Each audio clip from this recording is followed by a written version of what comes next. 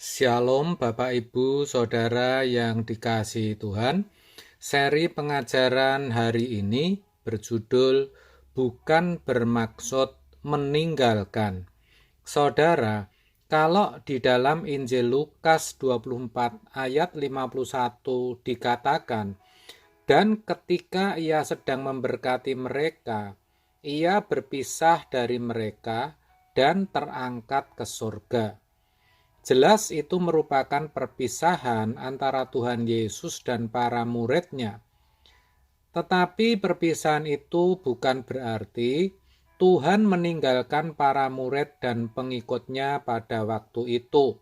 Bukan, saudaraku, tetapi harus disadari bahwa itulah kebijakan, keputusan, dan tindakan yang sangat tepat.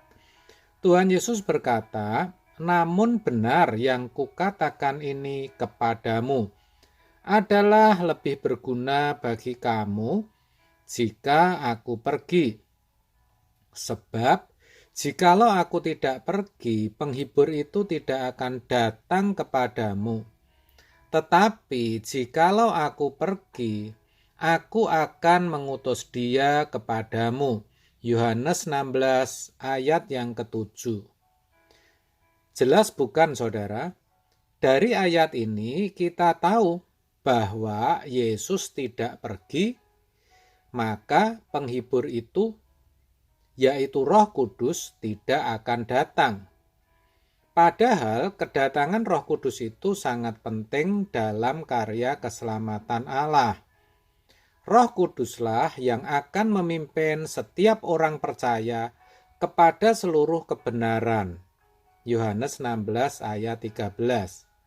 Saya katakan setiap orang percaya, karena Roh Kudus akan tinggal dan mendiami tubuh mereka.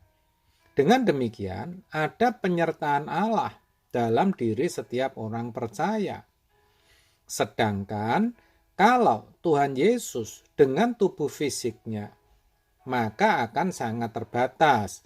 Dalam arti tidak bisa menyertai setiap orang percaya dalam waktu yang sama, sementara di tempat yang berbeda.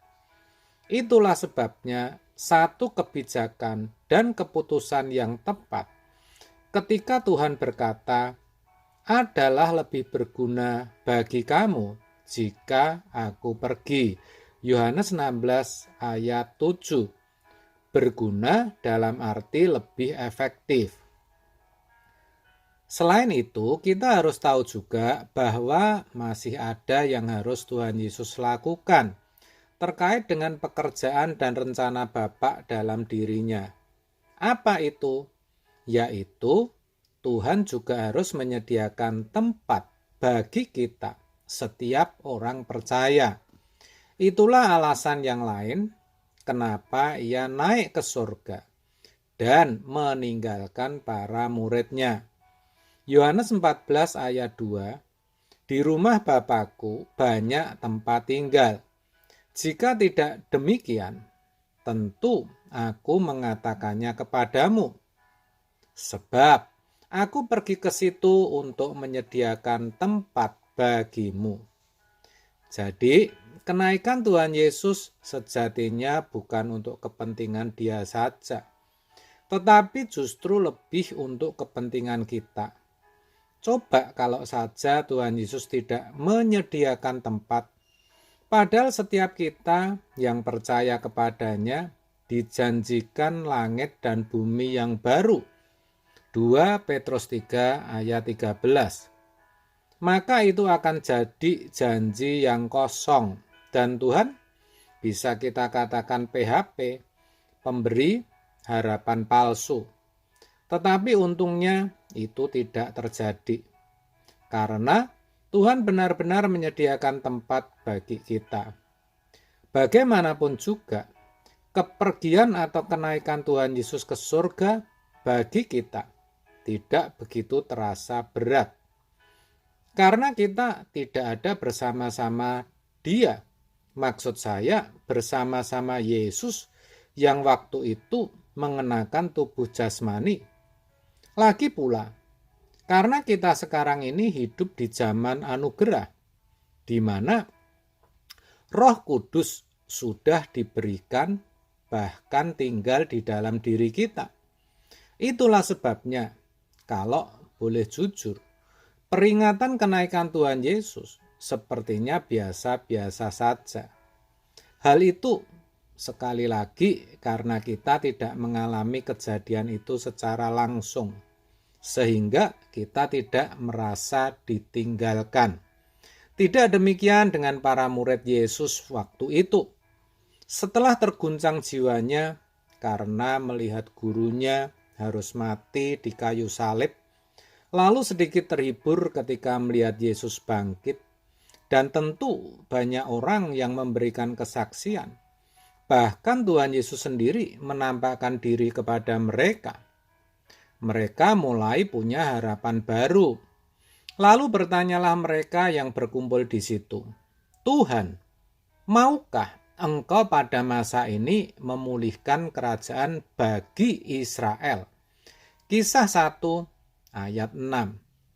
Bisa saya katakan mereka masih semangat-semangatnya melihat gurunya bangkit dan hidup. Tetapi kemudian justru mereka menyaksikan dia terangkat ke surga. Pastilah mereka merasa ditinggalkan. Mereka pasti merasa kehilangan, gelisah, dan sedih. Maka tidak heran kalau Tuhan Yesus berkata, "Janganlah gelisah hatimu, percayalah kepada Allah, percaya jugalah kepadaku." Yohanes 14 ayat 1. Percayalah kepada Allah, percayalah juga kepadaku. Yang mana bisa kita pahami, percayalah, aku tidak bermaksud meninggalkan kamu. Saya percaya, saudara, perkataan Tuhan Yesus itu juga berlaku bagi kita semua. Dalam masalah apapun yang saudara alami, Tuhan tidak meninggalkan saudara. Tetaplah kuat dan semangat, dan labuhkan hati saudara hanya kepada Yesus yang sedang menyediakan tempat bagi saudara. Tempat di mana tidak ada lagi masalah. Amin. Tuhan Yesus memberkati.